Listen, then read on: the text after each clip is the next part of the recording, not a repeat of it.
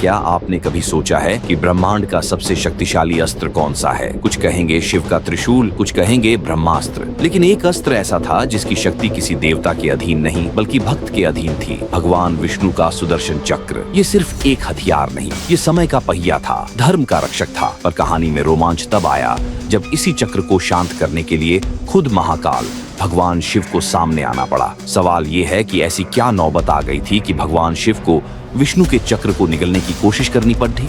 क्या दो महाशक्तियों के बीच कोई युद्ध होने वाला था? कहानी की जड़ में युद्ध नहीं बल्कि एक भक्त की भक्ति थी। राजा अम्बरीश, जो विष्णु के इतने बड़े भक्त थे कि स्वयं भगवान विष्णु भी उनकी भक्ति के ऋणी थे। राजा अम्बरीश ने एक बहुत कठिन व्रत रखा था, जिसे द्वादशी के दिन सूर्योदय के ठीक बाद तोड़ना था। अगर मुहूर्त निकल जाता तो व्रत खंडित हो जाता। सब कुछ ठीक चल रहा था, तभी महल के दरवाजे पर एक ऐसे व्यक्ति का आगमन हुआ जिनके क्रोध से तीनों लोग कांपते थे, महर्षि दुर्वासा। राजा ने अर्षि का सत्कार किया और भोजन के लिए आमंत्रित किया। दुर्वासा अर्षि ने कहा, मैं स्नान करके आता हूँ, लेकिन वो जानबूझकर देर करने लगे। इधर व्रत तोड़ने का मुहूर्त निकला जा रहा था। अब राजा अम्बरीश के सामने धर्म संकट था। अगर भोजन कर लें तो अर्षि का अपमान, और न करें तो व्रत खंडित। राजा ने क्या किया होगा? गुरुओं से सलाह लेकर राजा अम्बरीश ने सिर्फ एक बूंद जल पी लिया। इससे व्रत भी टूट गया और भोजन न करने से अर्षि का अपमान भी नहीं हुआ। लेकिन जैसे ही दुर्वासा अर्षि लौटे, उन्होंने अपने तपोबल से सब जान लिया। उनका चेहरा क्रोध से लाल हो गया। उन्होंने इसे अपना घोर अपमान समझा। उनका अहंकार जाग उठा।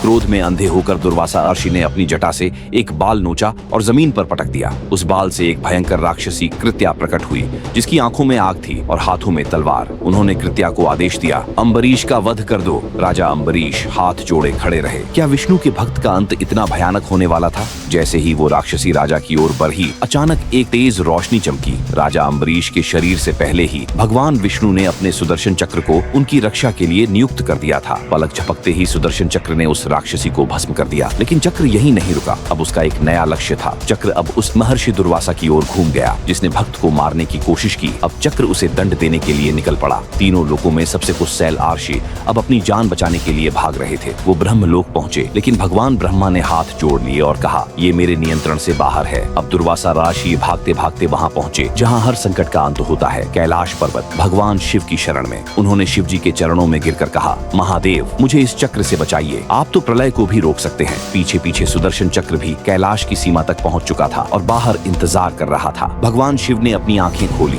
उन्होंने दुर्वासा की हालत देखी और सामने खड़ी डीढ़े सुदर्शन चक्र को देखा, जो विष्णु की भक्ति की ऊर्जा से धधक रहा था। शिव जानते थे कि ये कोई साधारण अस्त्र नहीं है। उन्होंने दुर्वासा को समझाया कि यह चक्र विष्णु की इच्छा से नहीं बल्कि भक्त की भक्ति की शक्ति से चल रहा है। यही वो क्षण आया जिसे लोग चक्र निगलना कहते हैं। भगवान शिव चक्र को रोकने के लिए उसके सामने खड़ी डीढ़े हो गए। उन्होंने अपनी पूरी योग शक्ति और तप को एकत्रित किया ताकि वो चक्र की ऊर्जा को अपने अंदर समाहित कर सकें, उसे शांत कर सकें। लेकिन जैसे ही उन्होंने ऐसा करने की कोशिश की, उन्होंने महसूस किया कि यह ऊर्जा किसी हथियार की नहीं बल्कि धर्म की ऊर्जा है। इसे रोकना मतलब धर्म के विरुद्ध जाना था। महादेव ने हाथ पीछे खींच लिए। उन्होंने दुर्वासा से कहा, अर्षिवर, मैं इस चक्र को नहीं रोक सकता, क्योंकि यह चक्र मेरे या विष्णु के आदेश पर नहीं, यह भक्त और भगवान के बीच के प्रेम के नियम से बंधा है। इसे रोकने की शक्ति मुझ में भी नहीं है। सोचिए, जिस शिव के क्रोध से ब्रह्मांड भस्म हो सकता है, वो एक भक्त की रक्षा करने वाले चक्र के सामने विवश थे। शिव ने कहा, इसका एक ही उपाय है, जिसके अपराध में यह चक्र तुम्हारे पीछे है, उसी से क्षमा मांगो। अब अहंकारी दुर्वासा के पास कोई रास्ता नहीं बचा था। वो वापस भागे और राजा अम्बरीश के पैरों में गिरकर क्षमा मांगने लगे। राजा अम्बरीश ने तुरंत अर्षि को उठाया और उन्हें क्षमा कर दिया। फिर उन्होंने हाथ जोड़ ढाकर सुदर्शन चक्र से प्रार्थना की, हे प्रभु के अस्त्र, कृपया शांत हो जाइए। भक्त की प्रार्थना सुनते ही वो धधकता हुआ सुदर्शन चक्र एक पल में शांत होकर अदृश्य हो गया। तो भगवान शिव ने सुदर्शन चक्र को निगला नहीं था, बल्कि उन्होंने धर्म का सम्मान करते हुए उसके सामने अपनी शक्ति का प्रयोग करने से इनकार कर दिया था। यह कहानी बताती है कि भक्ति की शक्ति के आगे कभी कभी त्रिदेव भी नतमस्तक हो जाते हैं।